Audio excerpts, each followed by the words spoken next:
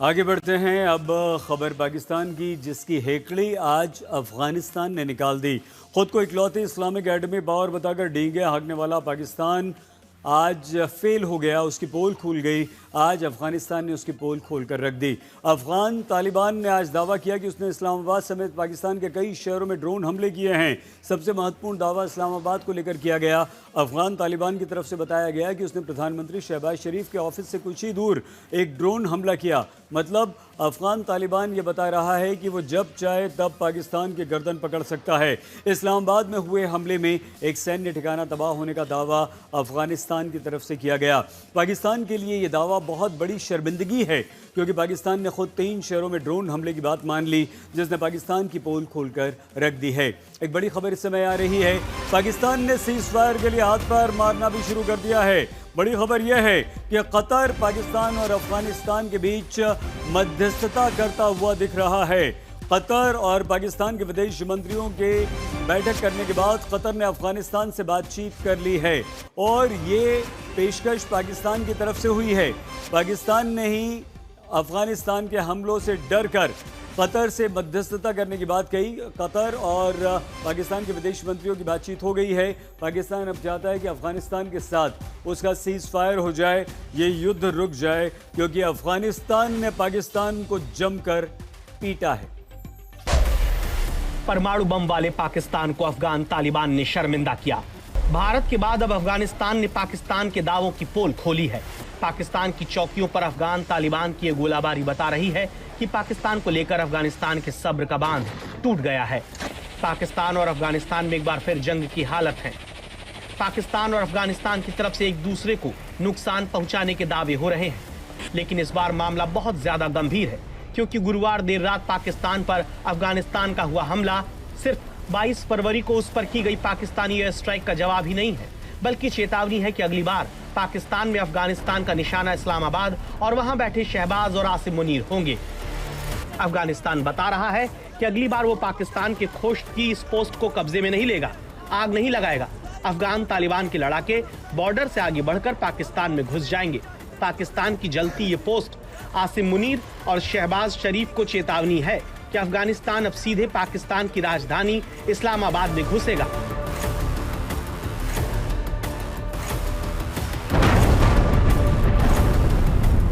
अफगान तालिबान की तरफ से बड़ा दावा हुआ कि उसने इस्लामाबाद में सुबह 11 बजे ड्रोन से एयर स्ट्राइक की है।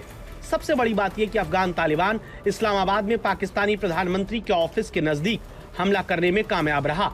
उसने दावा किया कि इस्लामाबाद के फैजाबाद में पीएमओ से 5 किलोमीटर दूर आर्मी कैंप पर हमला किया गया। ड्रोन हमले के बाद पाकिस्तान के आर्मी कैंप में आग लग गई। इस्लामाबाद के अलावा नौशेरा के पास एक सैन्य शिविर और एबटाबाद में भी हमले का दावा किया गया। अफगान तालिबान ने प्रमुख पाकिस्तानी सैन्य अड्डों, कमान केंद्रों और रणनीतिक सुविधाओं को निशाना बनाया। ये हमले बीती रात पाकिस्तानी सेना की तरफ से काबुल और कंधार में की गई हवाई घुसपैठ के जवाब में किए गए। अपने इस दावे को वजन देने के लिए अफगान तालिबान की तरफ से ये वीडियो जारी किया गया है, जिसमें इस्लामाबाद में पाकिस्तान के प्रधानमंत्री के दफ्तर को टारगेट पर दिखाया गया। वहीं हमला इससे 5 किलोमीटर दूर एक सैन्य ठिकाने पर किया गया। इस वीडियो के जरिए तालिबान ने यह बताया कि अगर पाकिस्तान नहीं सुधरा तो अगला निशाना पाकिस्तान के प्रधानमंत्री का कार्यालय होगा। सोचिए, खुद को परमाणु शक्ति बताने वाले पाकिस्तान के पास इतनी ताकत नहीं कि वो अपनी राजधानी को अफगानिस्तान के ड्रोन हमले से बचा सके। इस हमले ने पाकिस्तान के दावों की पोल खोल दी है। कितने पाकिस्तानी जो सैनिक हैं उनको आपने कैद किया है इसमें, और कहां किस बॉर्डर पे भी? हमने कुनर, नूरिस्तान और नंगरहार में सिर्फ और सिर्फ 2 घंटे में 53 पाकिस्तानी अहलकार को हलाक किया है। और अल्हम्दुलिल्लाह हमारा इंतकाम जारी है और हमारे फोर्सेस बड़े मुराल में है।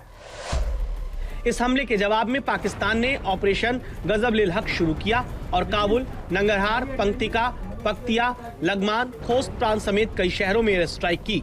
इस एयर स्ट्राइक में पाकिस्तान ने 133 अफगान लड़ाकों को मारने का दावा किया, लेकिन अफगान तालिबान साफ कह रहा है कि वो जब चाहे तब पाकिस्तान की गर्दन पकड़ सकता है। अफगान सरकार का दावा है कि 23 पाकिस्तानी सैनिकों के शव उसके पास हैं। पाकिस्तानी सेना के एक हेडक्वार्टर और 19 चौकियों पर भी कब्जा कर लिया गया है। वहीं पाकिस्तान के रक्षा मंत्री ख्वाजा आसिफ ने अफगानिस्तान के साथ खुले युद्ध छिड़ने का ऐलान किया, लेकिन अफगान तालिबान पीछे हटने को तैयार नहीं है और इस्लामाबाद को निशाना बनाने की बात कर रहा है। इस्लामाबाद पर अफगानिस्तान के ड्रोन हमले के बाद कराची की सुरक्षा बढ़ा दी गई है, लेकिन अफगानिस्तान ने बता दिया कि वो जब चाहे तब पाकिस्तान में शहबाज से लेकर मुनीर तक के ऑफिस को निशाना बना सकता है।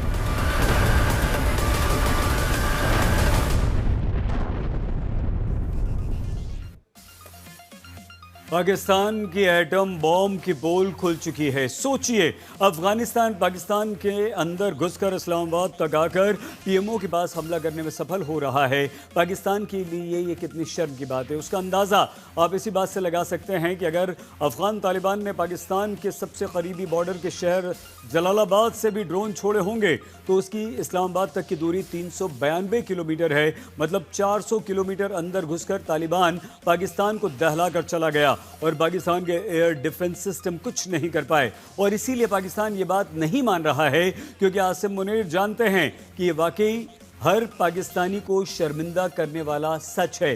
लेकिन पाकिस्तान ने 3 शहरों में ड्रोन हमले की बात कबूल कर ली है, जिसमें एबटाबाद शामिल है। वही एबटाबाद जहां पाकिस्तान ने 9/11 हमला करने वाले ओसामा बिन लादेन को छिपाया था, उसी एबटाबाद तक अफगानिस्तान के ड्रोन 243 किलोमीटर का सफर तय कर गए और पाकिस्तान कुछ भी नहीं कर सका।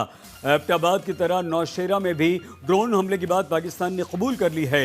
माना है कि अफगानिस्तान यहां हमला करने में सफल रहा, जो अफगान सीमा से करीब 150 किलोमीटर दूर है। 189 किलोमीटर दूर स्वाबी शहर को भी अफगान तालिबान निशाना बनाने में सफल रहा। सोचिए, 4 शहरों पर जब ड्रोन अटैक हुए होंगे तो कितनी तबाही, अफरा तफरी मची होगी। पाकिस्तान की जनता को एक बार फिर से यह भरोसा हो गया होगा कि उसकी सेना किसी काम की नहीं है। उनके एटम बम का इतना भी डर नहीं कि वो तालिबान को पाकिस्तान के शहरों को निशाना बनाने से रोक सके। पाकिस्तान और अफगानिस्तान एक दूसरे पर बमबारी कर रहे हैं। पिछले कुछ समय से दोनों एक दूसरे पर हमलावर हैं। दोनों तरफ से बमबारी के दावे हो रहे हैं। पहला दावा तालिबान की तरफ से किया गया कि उसने पाकिस्तान के अंदर एयर स्ट्राइक की। इसके बाद पाकिस्तान की तरफ से भी अफगानिस्तान के अंदर एयर स्ट्राइक के दावे हुए। तो दोनों देशों के बीच दुश्मनी गहराती जा रही है, जो पाकिस्तान को बेशक महंगी पड़ेगी, क्योंकि इतिहास गवाह है कि अफगानिस्तान से विदेशी हमलावरों को हमेशा भागना पड़ा है। अफगानियों का हौसले नहीं आजमाया, उसको ज़्यादा छेड़ना अगर लोग करता है। अफगान विदेश मंत्री ने पाकिस्तान को सीधे सीधे चेतावनी दी थी कि हमें मत छेड़ो वरना छोड़ेंगे नहीं। तो वो एक बार अंग्रेज से पूछे, फिर सोवियत यूनियन से पूछे, फिर अमेरिका से पूछे, फिर नाटो से पूछे, ताकि वो आपको थोड़ा सा समझाए कि भाई अफगानिस्तान के साथ ऐसा खेल करना ये अच्छा नहीं है। अफगानिस्तान का सीधा तर्क है कि जब हमें ब्रिटिश, सोवियत यूनियन, अमेरिका और नाटो नहीं जीत पाए तो फिर पाकिस्तान क्या है।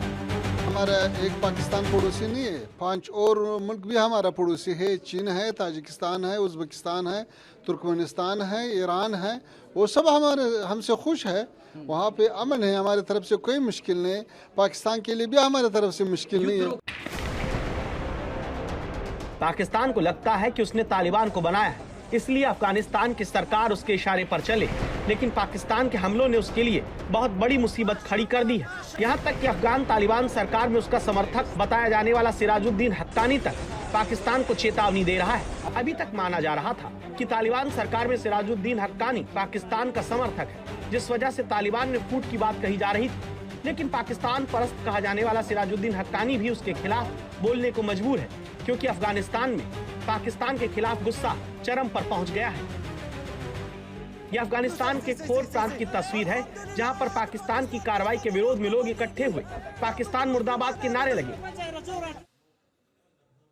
पाकिस्तान के पूर्व मेजर आदिल राजा को अभी आपने सुना, उनकी बात में दम नजर आता है, क्योंकि आसिम मुनीर इस समय बुरी तरह से घिरा हुआ है और पाकिस्तान के साथ तनाव कम नहीं हुआ तो पाकिस्तान टूट भी सकता है। अफगान तालिबान हमले में 12 पाकिस्तानी सैनिकों के मारे जाने की बात कबूल की जा चुकी है।